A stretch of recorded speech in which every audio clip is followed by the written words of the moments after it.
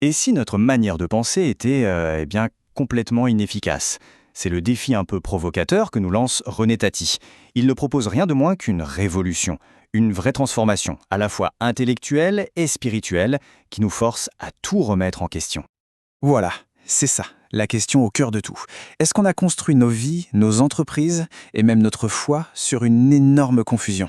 Pour René Tati, la réponse est un grand oui. Et c'est justement ça, la source de beaucoup de nos échecs.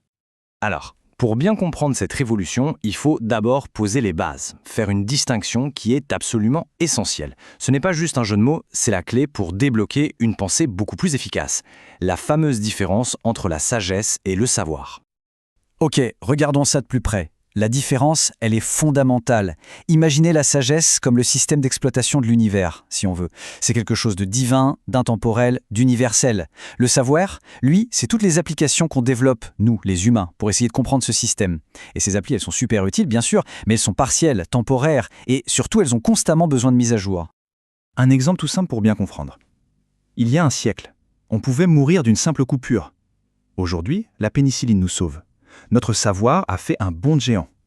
Mais le principe même de la guérison, cette capacité incroyable du corps à se réparer, ça, c'est de la sagesse. Ça n'a jamais changé. Le savoir, c'est l'outil, la sagesse, c'est le plan d'architecte. Bon, mais alors que se passe-t-il quand on commence à confondre l'outil et le plan? Eh bien, on se retrouve avec des habitudes, des pratiques complètement inefficaces, qui nous font perdre un temps et une énergie folle. Que ce soit dans notre vie spirituelle ou de tous les jours. Et des exemples, il y en a partout. Là, René Tati vise directement certaines pratiques religieuses. Attention, sa critique n'est pas une condamnation, c'est une question d'efficacité. Pourquoi est-ce qu'on mesure la spiritualité en heures de présence, alors que le seul vrai indicateur, ça devrait être la qualité de la transformation intérieure? Et cette question, elle dépasse de loin le cadre religieux. Pensez-y. Au travail, en famille, est-ce qu'on ne confond pas tout le temps l'activité avec la productivité? Rester assis à son bureau pendant 8 heures, est-ce que ça veut dire qu'on a produit 8 heures de valeur? C'est là toute la différence. Tati applique ce même principe aux réunions de famille. Pour lui, ce sont souvent des occasions manquées. Au lieu de passer 5 heures à manger et à bavarder, pourquoi ne pas transformer ces moments? Imaginez, 1 heure pour le repas et 4 heures pour un atelier de stratégie familiale pour résoudre des problèmes concrets ensemble. C'est une toute autre façon de voir le temps passé en famille. Mais les conséquences de cette confusion entre savoir et sagesse peuvent être dramatiques. Tati raconte le cas de jeunes qui, par un excès de zèle religieux, finissent par abandonner leurs études et même perdre leur titre de séjour. Ils sacrifient leur avenir pour une dévotion qui, au fond, manque de sagesse. La conclusion, elle est dure mais claire. La spiritualité ne doit jamais, jamais détruire la vie pratique. Alors, face à toute cette inefficacité, la solution n'est pas de travailler plus, c'est de penser différemment. Il s'agit d'arrêter de suivre des règles rigides pour enfin adopter des principes universels et incroyablement puissant. En voici un de principe fondamental. La valeur d'une chose, ce n'est pas de la posséder, c'est de savoir comment l'utiliser. Un iPhone, sans le mode d'emploi, c'est juste un morceau de métal. Des super ingrédients sans la recette, ça ne fera jamais un bon plat. Ça veut dire que notre investissement numéro 1, ça ne devrait pas être dans les choses, mais dans la connaissance qui leur donne de la valeur. Et cette recherche de connaissance nous amène à un concept absolument crucial, les fameux angles morts. L'idée est simple, mais change tout.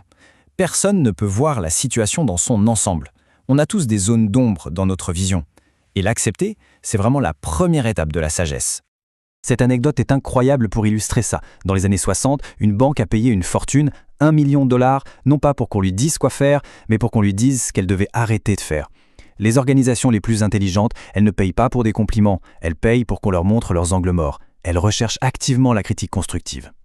Alors, comment on fait concrètement pour vaincre ces angles morts? Le processus est simple. D'abord, l'humilité. Il faut admettre qu'on ne peut pas tout voir. Ensuite, il faut aller chercher des conseillers, des gens qui voient le monde différemment de nous. Et enfin, la clé de tout, apprendre à voir la critique non pas comme une attaque, mais comme le plus beau des cadeaux pour pouvoir progresser. Et ça nous amène à un niveau de pensée encore plus puissant, celui qu'utilise par exemple un certain Elon Musk, penser en premier principe. L'idée, ce n'est pas d'améliorer un petit peu ce qui existait déjà, non. C'est de décomposer un problème jusqu'à ses vérités les plus fondamentales, les plus basiques, pour ensuite reconstruire une solution complètement nouvelle à partir de zéro. Mais attention, appliquer ces principes, ce n'est pas juste une quête personnelle pour être plus efficace. C'est la base de quelque chose de bien plus grand, une véritable mission de transformation collective. Voici résumé le grand basculement que propose René Tati. C'est un passage de l'émotionnel à l'intellectuel. de la dépendance à l'autonomie, et surtout du rituel religieux un peu vide de sens à une spiritualité qui a un impact pratique et concret sur nos vies. L'objectif final, c'est quoi? C'est de créer une génération d'individus autonomes, matures, des personnes qui n'ont plus besoin de figures paternelles ou maternelles pour leur dire quoi faire ou quoi penser parce que leur vie est construite sur des fondations solides, la connaissance et les principes de la sagesse. Et tout cela nous ramène à cette question finale, pour chacun d'entre nous. Au-delà de toutes les théories, de toutes les techniques, quel est le principe qui, si on l'appliquait vraiment dès aujourd'hui, pourrait absolument tout changer? Dans une vie, dans une famille, dans une communauté.